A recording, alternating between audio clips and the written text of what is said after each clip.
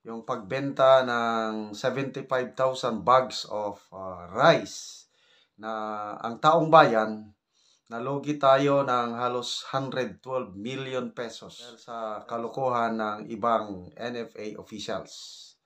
Dahil dito, sinuspende ng ombudsman ang 141 employees. Kung gaano kaseryoso si Ombudsman Martires, last week, yung subpoena from the Ombudsman directing NFA to provide the necessary documents. Ito nga mga kababayan, bago natin ituloy ang video na ito, kung bago ka lang sa aking YouTube channel baka pwede makahingi ng like at subscribe at click mo na rin ang notification bell para updated ka sa aking nilalabas na bagong video. Salamat po. Bigyan ko kayo ngayon ng update sa ginagawa ng Ombudsman na investigasyon sa NFA, yung alleged na corruption, yung pagbenta ng 75,000 bags of rice na ang taong bayan nalugi tayo ng halos 112 million pesos dahil sa kalokohan ng ibang NFA officials. Dahil dito, sinuspende ng ombudsman ang 141 employees. Okay, itong NFA nalagay na sa frontline ng bad image. So, kahihiyan ba? Dahil first time ito na nangyari na ang ombudsman mismo ang nagbigay ng preventive suspension 141 employees from the administrator, deputy administrator, down the line, regional directors, supervisors. Suspended sila 6 months without pay. Ngayon, ito yung update. Lalo silang nalalagay sa kahihiyan. Lalong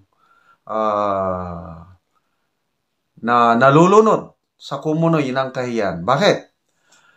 Mismo ang ombudsman ang nagsabi na mayroong attempt ng NFA, mayroong opisyal sa NFA na nag-utos na huwag makipag-cooperate sa investigasyon ng ombudsman. Mayroong mataas na opisyal ng NFA na nagsabi na huwag mag-release ng mga dokumento. So, ang ombudsman ay nagreklamo. Ito, bilib ako sa ombudsman ito, yung kung gaano kaseryoso si Ombudsman Martires. Last week, yung subpoena from the Ombudsman directing NFA to provide the necessary documents. First time in history na ang ombudsman siya ang nag-serve ng subpoena. Ibig sabihin, ang ombudsman determinado na i-unmask, i-uncover kung sino ang utak sa ganitong kalokohan, itong panluloko, pandarambong sa taong bayan. And I salute the ombudsman for this. Personal. Nagpunta doon. Okay, this is your subpoena. Submit to us the documents. Nako, alam nyo ang isinubmit na documents? Ang iba, ano pala? Di ba may suspended, 141? Kabilang sa na-suspend, mga patay ng iba, mga retired na. Ay ang ombudsman, dahil yun ang naisubmit, example, warehouse supervisor. Nakalagay ang pangalan, sinuspend na ombudsman. Yung pala, patay na. O yun pala, retired na. Kasi nagbase lang ang ombudsman sa listahan na isinubmit ng NFA. So bakit ganon ang isubmit ng NFA? Retired na or patay na? Anong ibig sabihin nun? Takot sila. Diba? Ayaw nilang mabulgar, kaya kung ano-ano na lang sinasubmit. At lately, ito na nga,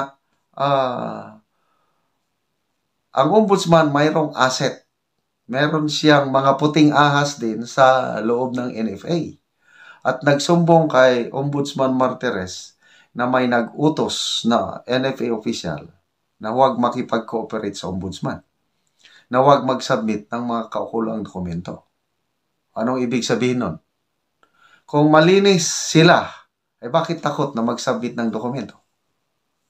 Ganun lang kasimple yun. Kaya ang ombudsman nagreklamo na. So ito ngayon, ang Department of Agriculture, nalaman ito at nag-utos na po ang DA Secretary sa OIC. Sino OIC?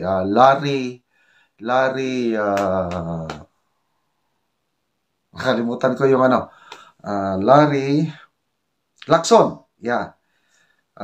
OIC Larry Lacson. Inutosan na ng DA ang OIC na mag-submit.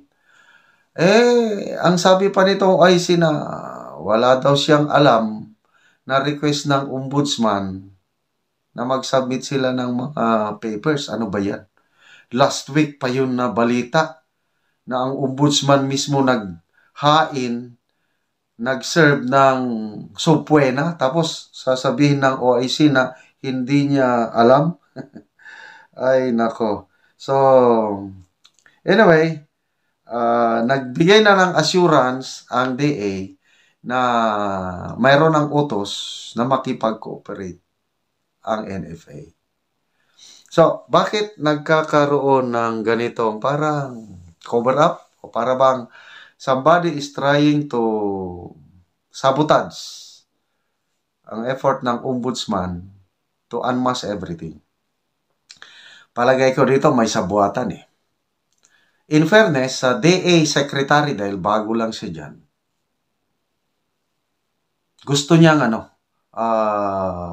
walang whitewash ang DA Secretary. Kailang, below the DA Secretary, yung mga USEC na yan, alam ko, mayroong USEC yan na may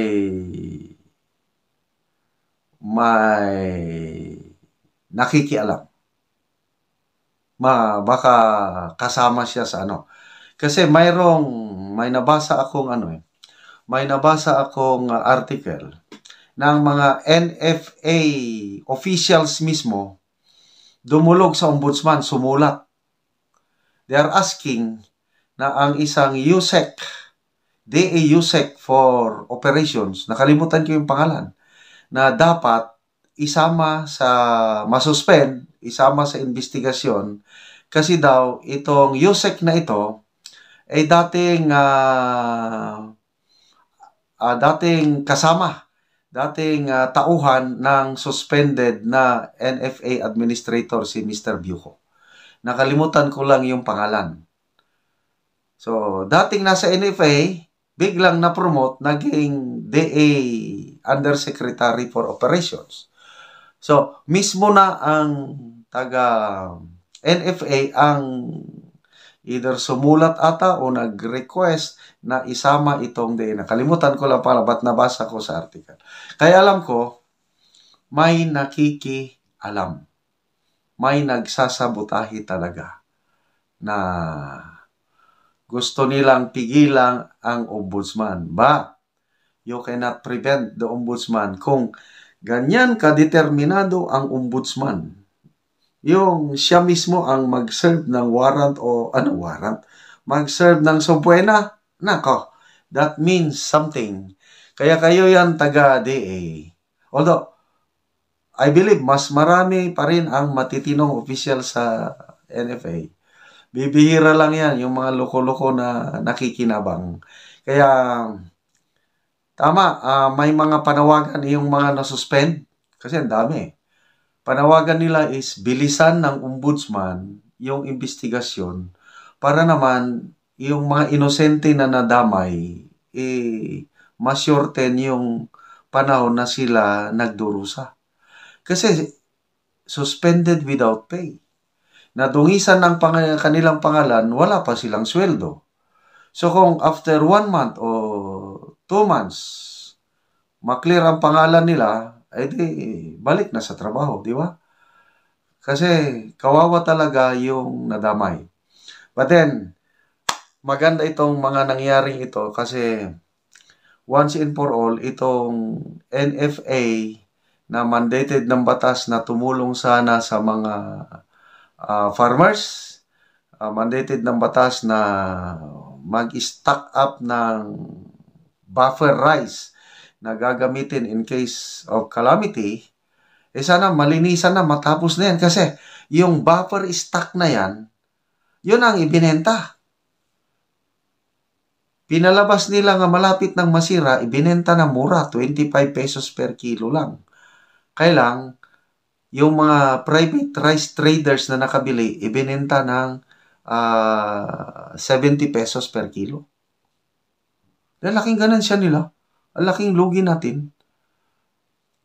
Ang NFA, tayo po, pera natin ito, bumibili tayo ng 1 kilo o palay, 23 pesos per kilo. Palay pa lang yan eh. Milling cost, milling. Gagastos ka ng ano. Kaya ang puhunan ng isang kilong bigas, pinakamababa na yung 40, papuntang 50. Kaya dapat ang NFA rice maibenta pinakamababa 40 pesos per kilo. Binenta na ng NFA officials ng 25 per kilo. Di ang laking lugi natin. Yan po, at ang nakinabang, yung dalawang rice traders lang.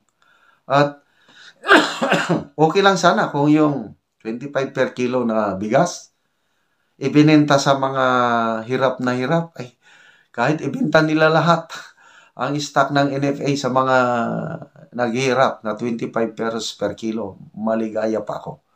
Kaya lang yung ginagawa na ibinenta sa mga rice traders in exchange for some kickback or share sa ganansya. Yun na po ang hindi katanggap-tanggap. At good luck po, Ombudsman Martires. Sana huwag kayong titigil hanggat hindi nyo malinis ang mga tiwaling opisyal sa NFA.